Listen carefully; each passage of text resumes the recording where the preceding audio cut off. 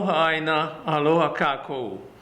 I am János Samu, and as a national, I represent the government of the Hawaiian Kingdom, the Hawaiian Independence Alliance, and also the American Friends Service Committee, in other words, the Quakers.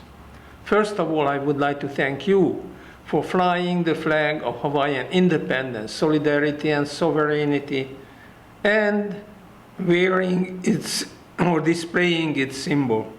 Please continue to do so. Since I regularly read news from all over the world, this time I am taking a selection from the current news reports from here and from there. Let me start with the new tariffs on Chinese imports. We are quite accustomed to buy Chinese products these days because during the past 2 decades, our American businessmen decided to increase their profit, and instead of organizing the domestic manufacturing of everyday products like toys, sports articles, machines used in or around your house, they purchased them from China. And that's what they were selling to you. We got used to paying low prices, and the American businessmen got their expected profit.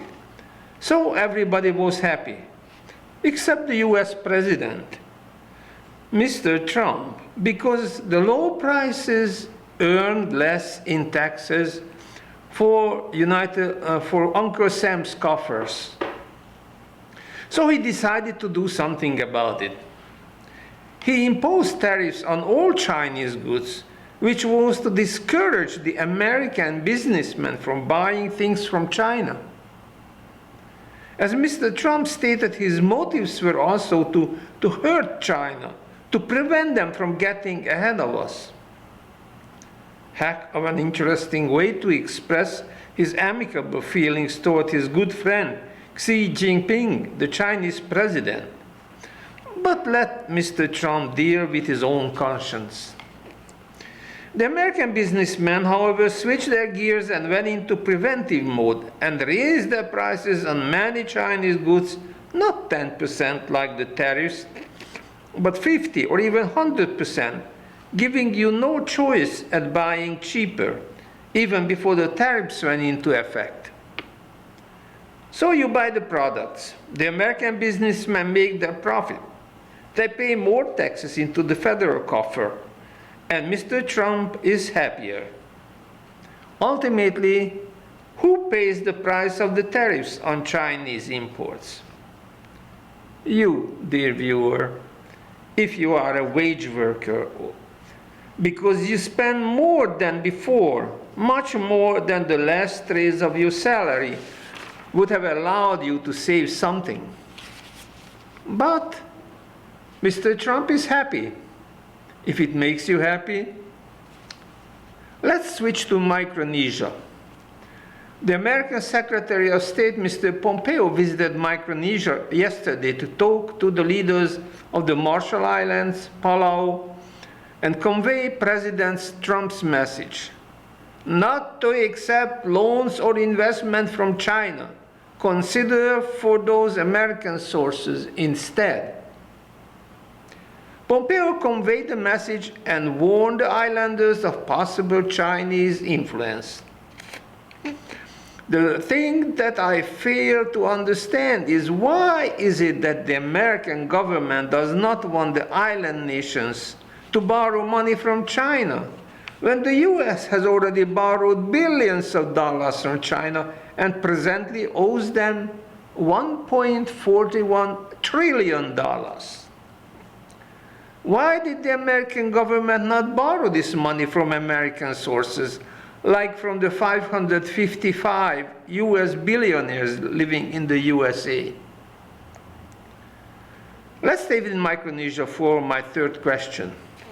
As you know, the United States used Enewetak Atoll, belonging to the Republic of the Marshall Islands, in 1956 to test the new American atomic bombs, promising the Marshallese to clean up the radioactive pollution after the atmospheric tests and make the atoll accessible after the radiation is gone, as they predicted after 2 or 3 years.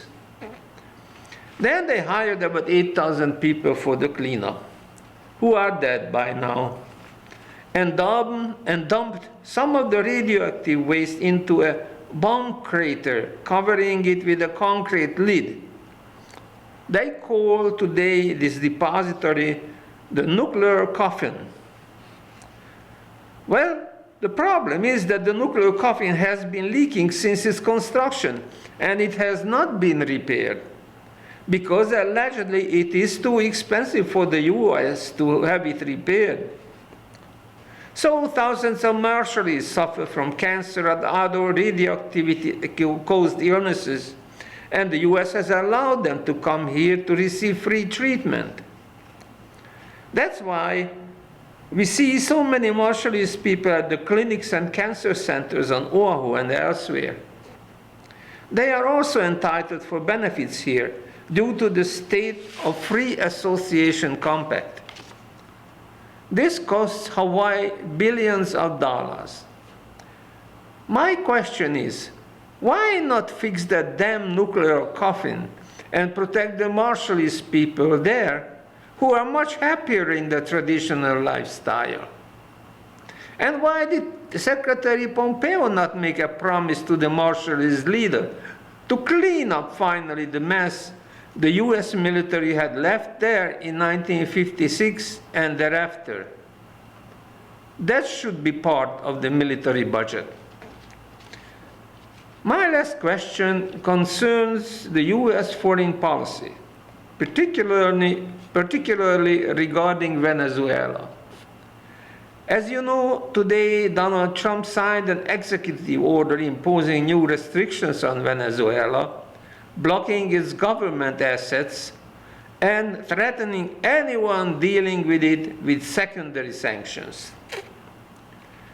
The sanctions target Venezuela's government assets in the US, as well as individuals, companies, and countries doing business with Caracas. All property and interest in property of the government of Venezuela that are in the United States are blocked and may not be transferred, paid, exported, withdrawn, or otherwise dealt in. The executive order signed by US President Donald Trump reads, well, Venezuela has a constitutionally elected president, Nicolas Maduro, and a self-proclaimed interim president, Juan Guaido, who is an American puppet, but unable to handle the country. My question is that if the US is so much for the non-involvement in other countries' internal affairs, why declare an embargo against a country that opted not to go the American way? Why not let the Venezuelan people determine their own destiny? And why get involved? Is this fair and just, or the new American way? It's time to think about this. Mahalo. Thank you, everyone.